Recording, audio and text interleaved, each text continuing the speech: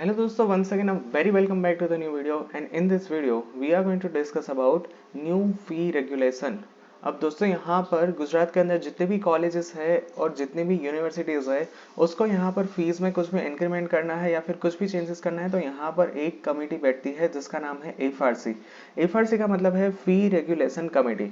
अब दोस्तों यहाँ पर आपके एडमिशन कौन करवाता है? यहाँ पर आपके एडमिशन करवाता है admission committee for professional courses यानी कि एसीपीसी। तो यहाँ पर एसीपीसी का काम है कि एडमिशन दिलाना।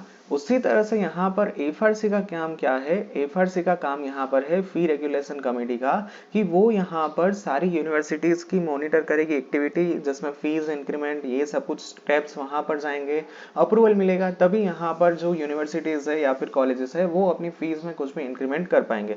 तो यहाँ पर न्यूज़पेपर की हेडलाइन पढ़ लीजिए कि सबसे पहले तो बीटेक અને એમબીએ સહિતના કોર્સમાં આ વર્ષે શરૂ કરાયેલી નવી 11 ટેકનિકલ કોલેજની 35,000 થી લઈને 1.5 લાખની ફીસને મંજૂરી કરી દેવામાં આવેલ છે।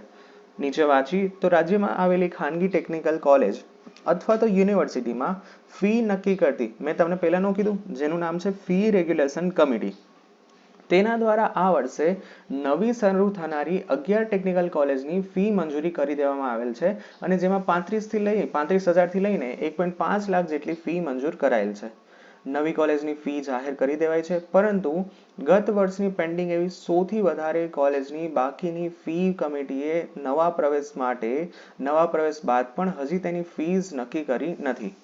આ દરમિયાન કેટલીક કોલેજના વાલીઓ પાસેથી નવી ફીસ મુજબ પણ ફી ઉઘરાવવાનું શરૂ પણ થઈ ગયેલ છે। નીચે ઈ જ પોઈન્ટ લખેલો છે કે નવી કોલેજની ફી જાહેર પણ હજુ નથી થઈ, ત્યારે જૂની 101 કોલેજનો ફી વધારો કમિટી પ્રવેશ બાદ પણ હજી જાહેર કરવામાં આવેલ નથી। સરકારી ટેકનિકલ કોલેજની ફી રેગ્યુલેશન કમિટી દ્વારા દર 3 વર્ષે નવું ફીનું માળખું જાહેર કરવામાં આવેલ છે અને તેમાં કયા કયા કોર્સનો સમાવેશ થાય છે?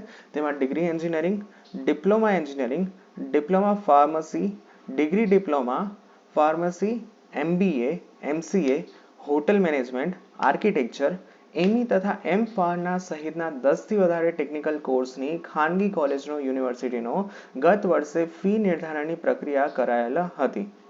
હાલ 600 થી વધારે ટેકનિકલ કોલેજ યુનિવર્સિટીઓ છે અને જેમાં ગત વર્ષે પ્રવેશમાં 5% થી વધારે ફી વધારો કરાયેલો હતો અને તેવી 100 થી વધુ કોલેજની ફી જાહેર કરવામાં આવેલી ન હતી।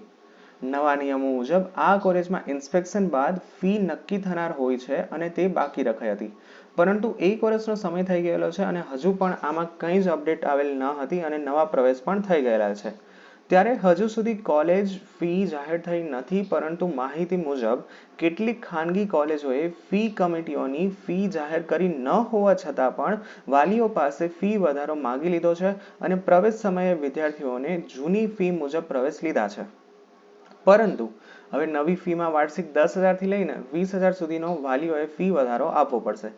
જ્યારે કમિટીના સભ્યોનું કહેવું એવું છે કે હજુ ફી વધારો જાહેર કરાયેલો નથી અને 2 થી 3 દિવસમાં જાહેર કરી દેવામાં આવે છે। આમ કમિટીએ ફરી જાહેર કરી નથી તો કોલેજ કઈ રીતે વાલીઓ પાસેથી વધારે ફી માંગી શકે? કમિટી દ્વારા નવી ફી ઓર્ડર મોકલી દેવામાં આવ્યા છે। 100 થી વધારે કોલેજમાં 5% ફી રેગ્યુલેશન માંગ્યો છે અને અગાઉ પણ 3 વર્ષના રેગ્યુલર 5% સાથે 10% થી વધારે ફી વધારો થયેલ છે।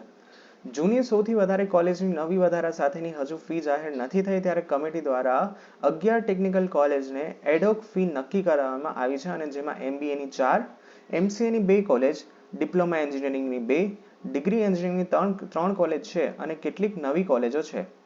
કેટલીક હયાત યુનિવર્સિટીઓમાં નવા કોર્સ પણ આવ્યા છે અને વાપીની પ્લાસ્ટ ઇન્ડિયા ઇન્ટરનેશનલ યુનિવર્સિટી દ્વારા નવા શરૂ કરાયેલા બીટેક કોર્સમાં સૌથી વધારે 2.5 લાખથી વધારે, એક્ઝેક્ટ હું તમને આંકડો આપું, નંબર આપું તો 2.59 લાખ રૂપિયાની ફીસ વધારો માંગવામાં આવ્યો છે, જેની સામે કમિટીએ 75,000ની ફી વધારો મંજૂર કરી છે અને 11 કોલેજની નવી 35,000 થી 1.5 લાખની ફી વધારો મંજૂર કરેલ છે।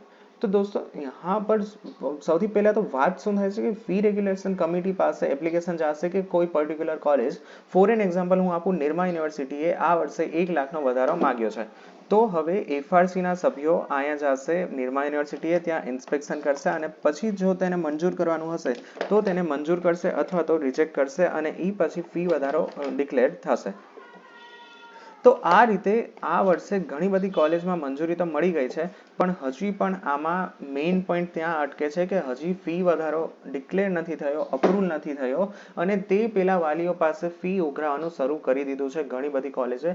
તો મેઇન પોઈન્ટ અહીંયા છે કે પછી વાલીઓ પાસે પાછું કહેવામાં આવશે કે 10,000નો ફી વધારો છે તો તમે આ ટાઈમ પીરિયડમાં ભરી દો. ઓલરાઈટ, સો તમે આ વિશે શું વિચારો છો? ડેફિનેટલી તમારા થોટ્સ કમેન્ટમાં જરૂરથી લખજો. Alright, so yeah, that's it for today's video. Thank you very much for watching this video. If you have any doubt, then ask me in the comment section. Thank you. Bye bye.